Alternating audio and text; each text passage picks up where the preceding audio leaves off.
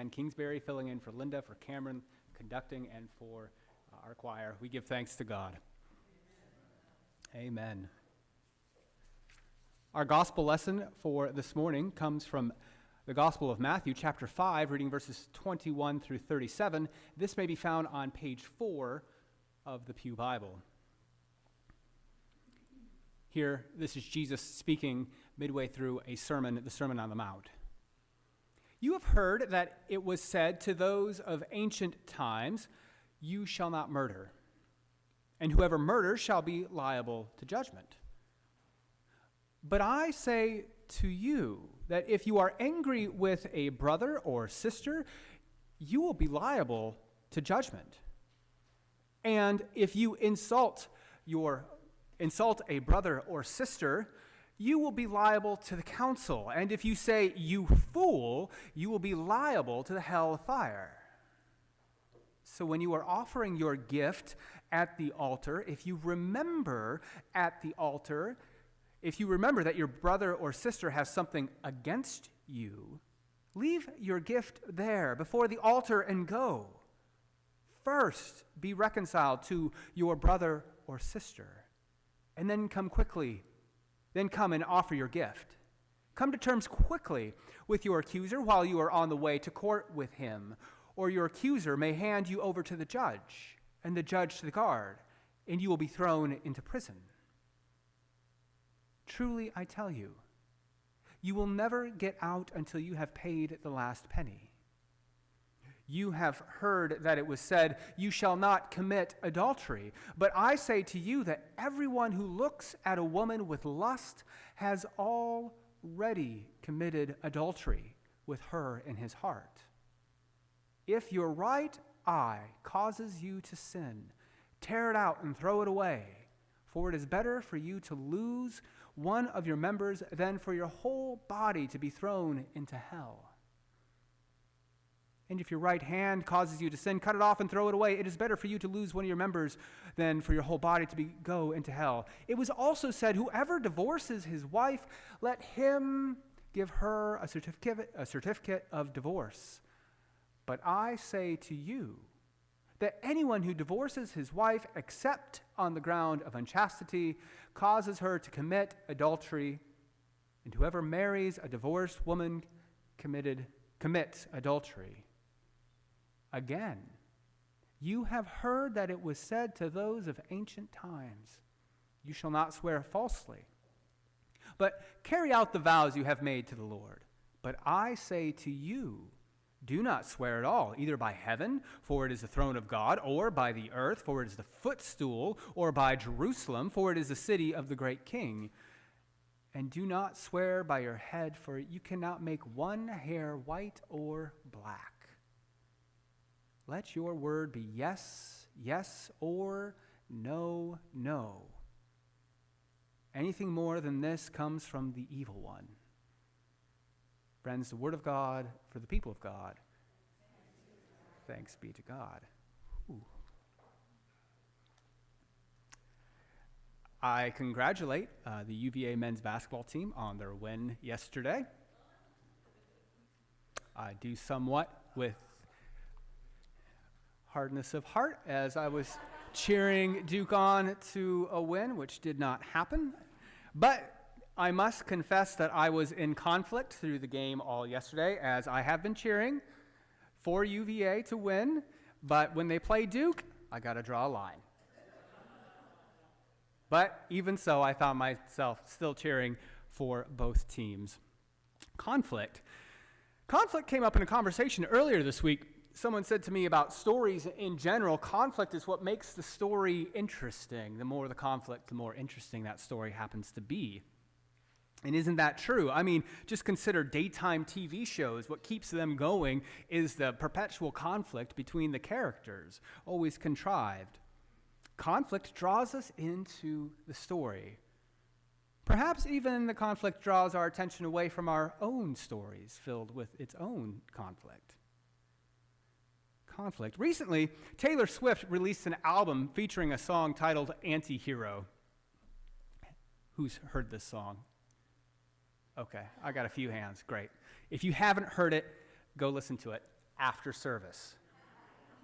And no, I can't see you, those who are joining us online, but you got to wait till after. You can't just pause service and go listen. Wait till after. Okay, so there's a song, Anti-Hero by Taylor Swift.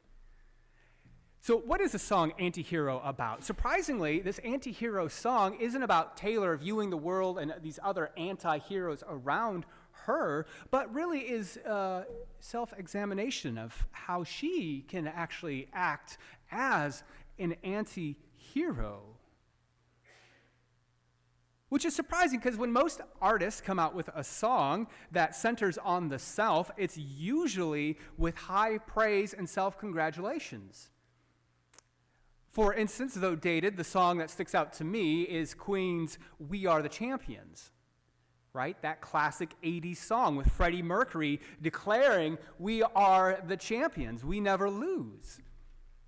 But in Anti-Hero, Swift confesses that she would rather stare at the sun than look in the mirror. She confesses that she is haunted by memories of people she's ghosted. And for those who don't know what ghosting is when you just unexpectedly, you just cut someone out of your life. You just don't respond to text messages or phone calls or any other communications. You just simply become a ghost in their life. You get ghosted. And Swift confesses that she is haunted by memories of people she has ghosted.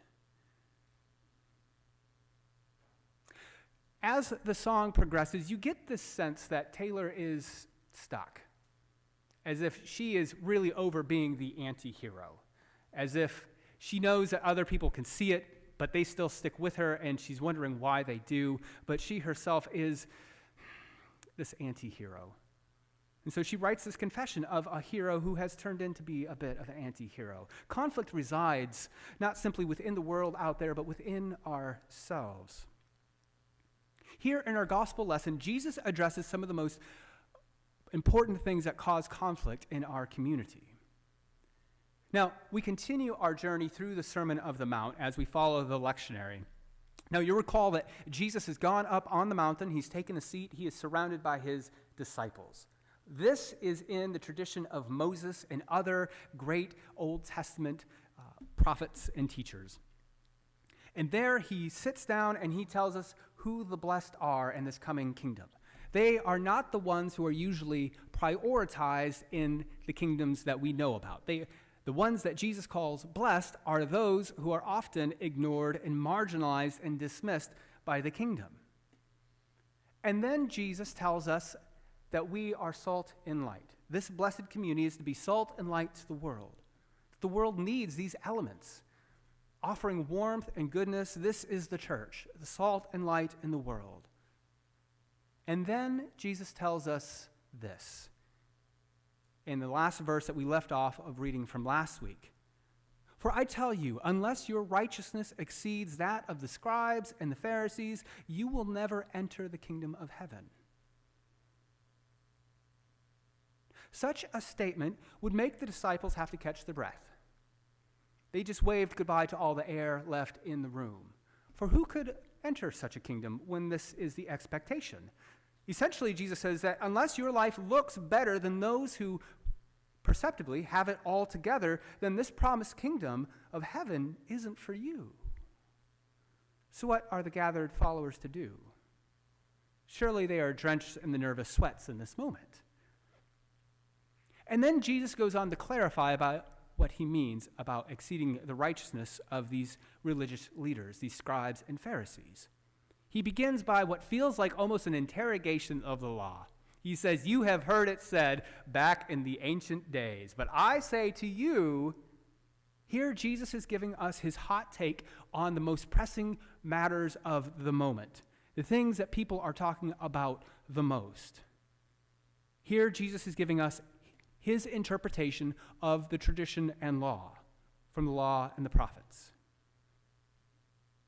Jesus does not shy away in this moment from the most difficult and crucial issues of his day: anger, adultery, divorce, and oaths.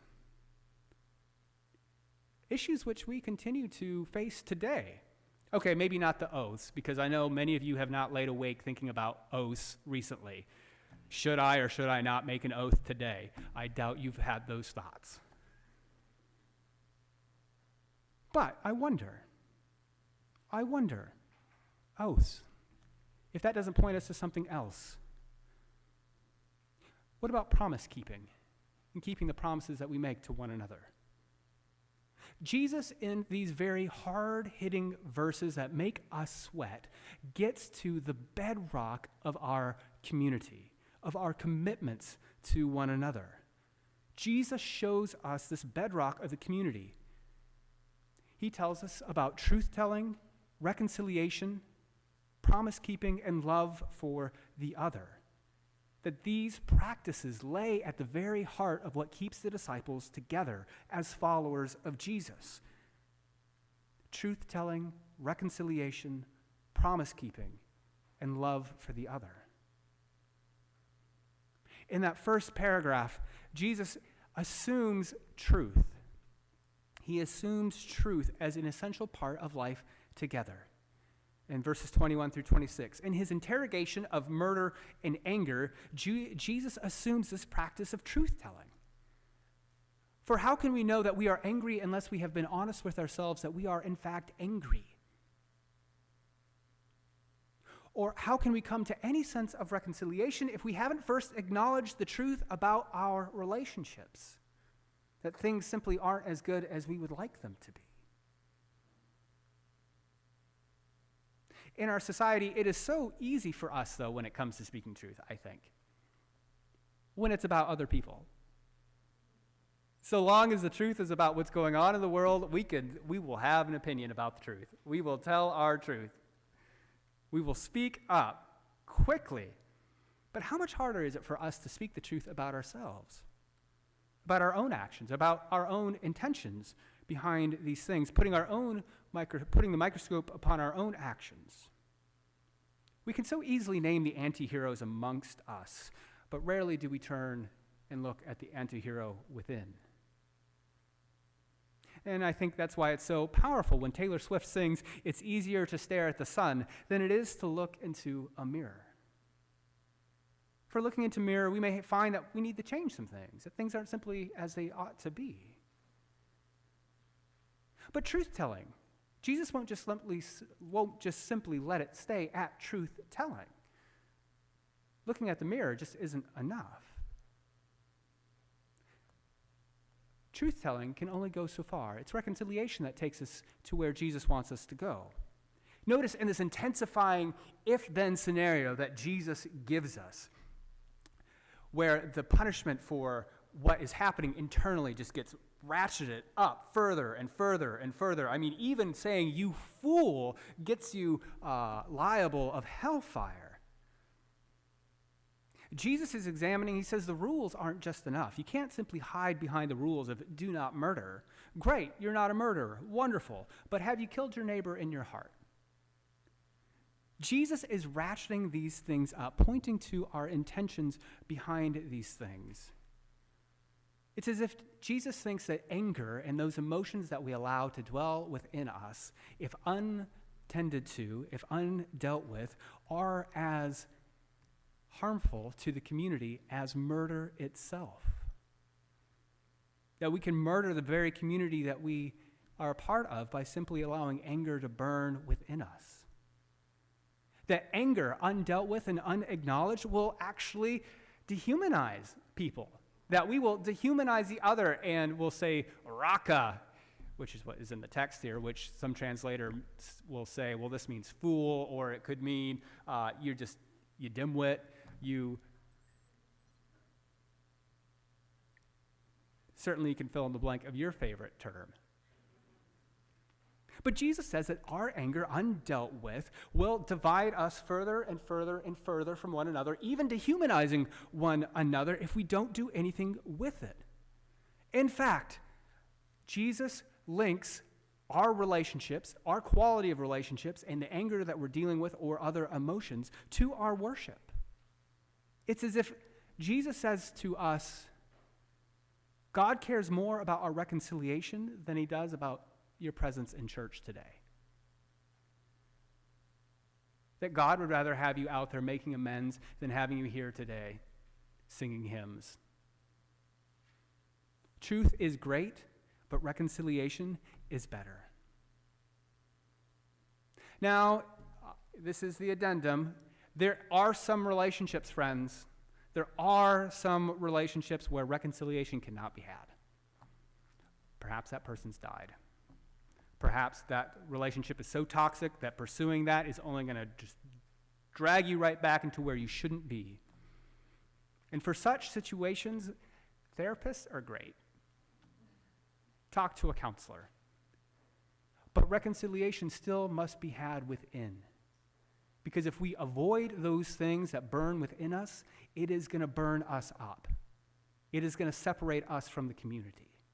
It is going to place us in the hell of isolation. And so Jesus says, when you come to worship and you realize there's something going on with your neighbor, take care of it and come back.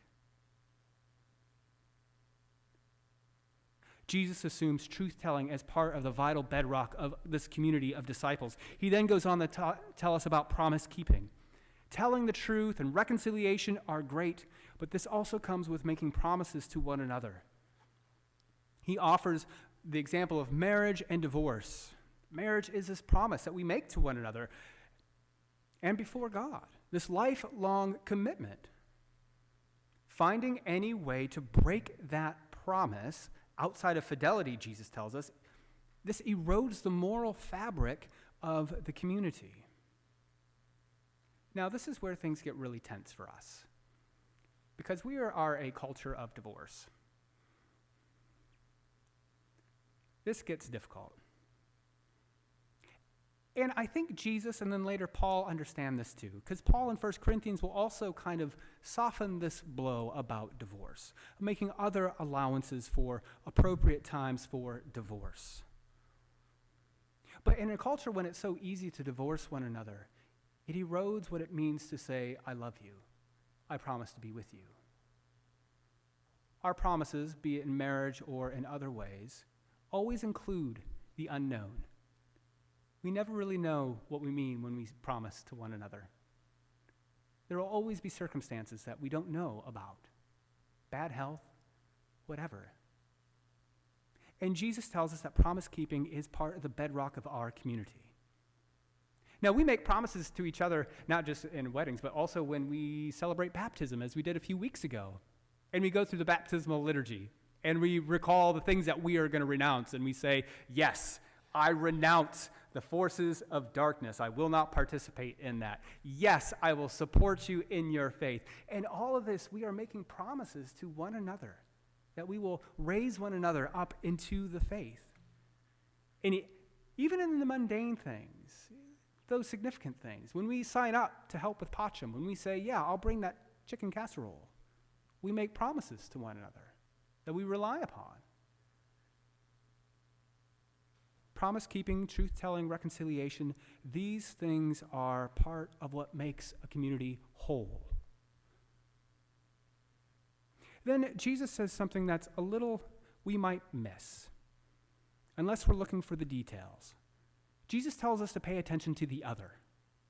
Jesus tells us to look at how our actions impact the other, that our love for others must include our concern for how our actions are going to affect them.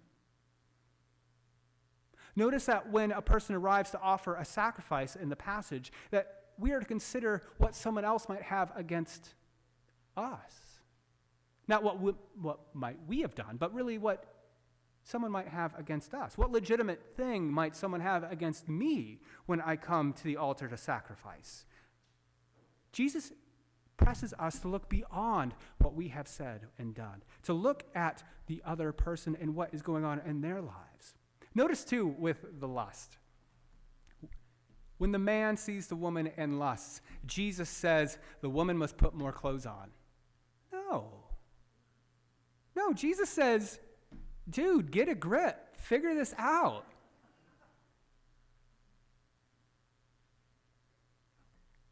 This is God's concern for the other. To love the other means looking to your thoughts, emotions, and actions and how they impact the other person. Even in the conversation about marriage, in adultery, This is in a patriarchal society. Jesus is talking to the man. How does your actions affect her? I understand you're trying to figure out what's going on inside of you, dude, but really we look to the needs and how of others. Elsewhere in the New Testament, the writer Paul says, do not look to your interests only, but to the interest of others as well. This is humble living. This is what love looks like. Promise-keeping, truth-telling, reconciliation. These practices exemplify what love looks like, lived out.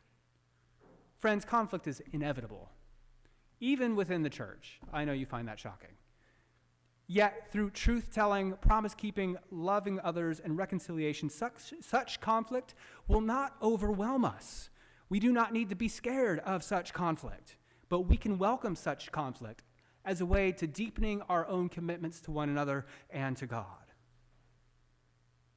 Jesus does not promise our life together will be without conflict. Rather, following Jesus means a path that leads to the cross, the penultimate conflict. And there we find our relationships born anew, resurrected to life together. We know this. We know this because Jesus, who is the truth, keeps God's promises towards us, loving us, reconciling us to God, even when we would have nothing to do with it. Because this is love for us. Thanks be to God.